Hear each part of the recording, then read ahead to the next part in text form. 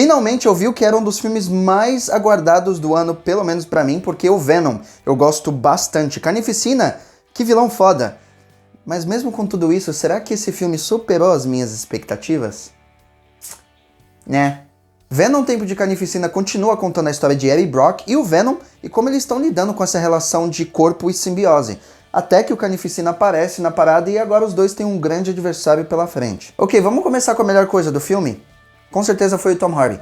Você sabe que qualquer coisa que ele toca vira ouro, não tem nenhuma produção que ele faz um trabalho ruim, porque ele é um dos melhores atores do mundo e ele poderia ter feito muito mais se o filme tivesse dado mais material para ele trabalhar, mas com o que ele tem nas mãos, ele pelo menos consegue desenvolver essa personalidade do Eddie Brock muito bem. Ver ele conversando sozinho, por exemplo, é uma aula de teatro para qualquer ator, então eu acho que já deu para perceber que eu não tenho nada de ruim para falar do Tom Hardy. E continuando nesse aspecto de atuações do filme, todos os atores fizeram um bom trabalho pelo material que eles tiveram. O Woody Harrelson, por exemplo, fez um trabalho muito bem atuando como o Cletus Cassidy, e só um adendo, foi bem legal ver que eles tiraram aquele cabelo super escroto dele lá que apareceu na primeira cena pós-crédito do primeiro filme do Venom. A Naomie Harris como a Shriek também atuou muito bem, mas de novo, como todos os outros atores, essa aqui também cai na mesma armadilha, que o filme deu muito pouco para todo mundo trabalhar. E uma grande mudança comparada com o primeiro filme que essa sequência teve foi a direção. O Andy Serkis é considerado um gênio dos efeitos especiais, da CGI, e eu acho que aqui em Venom Tempo de Carnificina ele mostrou o porquê. O ato final do filme mostra pra gente o que é a batalha entre o Venom e o Carnificina, e lógico, essa batalha é 99% feita com efeitos especiais, mas mesmo assim dá pra ver muito bem o que tá acontecendo, como os dois estão lutando, e não só isso, como o local ao redor tá sendo afetado por causa dessa luta deles. E essa pra mim foi uma grande decepção do primeiro filme, que, vamos confessar, não foi isso tudo, mas mesmo assim, eu tava esperando muito mais da batalha entre o Venom e o Riot, mas o que a gente teve foi locais escuros pra caramba, uma caralhada de CGI, não dava pra entender direito o que tava acontecendo, enfim. Se você já viu esse filme, você tá ligado do que eu tô falando. Mas pelo menos aqui em Venom Tempo de Carnificina, eles olharam pros erros do passado e tentaram consertar as coisas. O problema é que o resto do filme foi, ó... Primeiro, a gente tem que falar da classificação indicativa que esse filme recebeu, porque a mesma, na minha opinião, foi o que mais machucou esse filme em termos de entretenimento. Se você já leu qualquer coisa do Venom nos quadrinhos, você sabe que esse personagem fica melhor quando as coisas estão um pouco mais adultas, digamos assim. Quando tem palavrão saindo aqui e ali, quando eles estão jogando a merda no ventilador. E o Carnificina, então, olha o nome do vilão, não preciso nem falar nada. Faz um raciocínio aqui comigo. Deadpool serve para audiências mais jovens? Watchmen, o Justiceiro. Exato, até dá pra fazer, mas é muito difícil fazer esses personagens para audiências mais jovens. Então, com esse mesmo raciocínio, eu acho que Venom Tempo de Carnificina ficaria muito melhor se a classificação indicativa do filme fosse para maior de 18 anos ou pelo menos para maior de 16. Mas a gente sabe como funciona. O primeiro filme fez muita grana com essa mesma classificação indicativa para maior de 13 anos, então a gente imaginaria que isso não iria mudar para essa sequência. Porque no final das contas, o que mais importa para essa galera é o dinheiro. E um outro grande problema que esse filme também teve foi o roteiro. Só para dar um exemplo para vocês, algo que já tinha sido abordado no primeiro filme e parecia que já estava resolvido foi o que dá pro Venom comer. Porque no final do primeiro filme, o Eddie Brock disse, beleza, a gente tem que aprender a conviver junto, então vamos unir o útil ao agradável.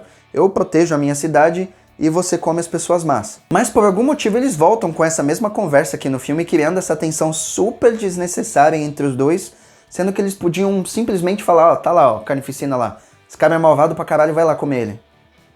Mas não, vai entender. Outro ponto que também ficou estranho foi a edição do filme. Há um tempo atrás o runtime de Venom tinha saído e tava ali por volta de 1h30, e na época eu fiquei muito feliz com essa notícia porque eu já disse várias vezes aqui no canal que eu prefiro muito mais um filme que vai direto ao ponto do que aquele que fica enchendo linguiça. Mas saindo do filme eu percebi que o filme foi picotado. A impressão que dá é que eles filmaram um monte de coisa e saíram cortando também partes que eles não acharam necessário, só que eles não fizeram isso muito bem, porque em partes do filme fica parecendo que tá meio capenga. Mas com certeza o ponto mais baixo do filme foi o uso dos personagens. Eu já disse aqui no vídeo que o mini arco do Venom foi super desnecessário, mas não só o que fizeram com todos os personagens, mas principalmente o que fizeram entre o casal Cletus Cassidy e a Shriek foi horrível. Porque mesmo explicando desde o começo como a relação dos dois funciona, eu não consegui ligar pra esse casal, eu não criei empatia nenhuma pelo casal. E pra deixar as coisas ainda piores, parece que a Shriek tá no filme apenas por estar. O personagem dela não tem um propósito bem claro. E só um adendo que eu não posso deixar de falar antes do vídeo acabar é que fique para cenas pós-créditos. Eu sei que o filme foi bem mais ou menos como deu pra perceber aqui no andar da carruagem desse vídeo, mas essa cena em particular é provavelmente uma das melhores cenas pós-créditos que eu já vi nesse universo compartilhado da Marvel. Eu sei que você deve estar falando aí do outro lado da tela que, Bruno, eu já sei disso, eu fico para todas as cenas pós-créditos da Marvel, eu já sei. Você fica, mas toda vez que eu tô no cinema uma caralhada de gente vai saindo antes sem ver essas cenas, então é bom deixar avisado aqui pra vocês. Fiquem pra essa cena, me agradeça depois. Mas no geral, Venom, Tempo de Carnificina foi um desperdício. E eu digo isso porque não tem muito o que errar com essa história, com essa rivalidade entre os dois. As atuações são boas, os efeitos especiais melhoraram muito quando a gente compara com o primeiro filme, mas ainda assim, o filme aborda temas que já tinham aparentemente sido resolvidos no primeiro filme.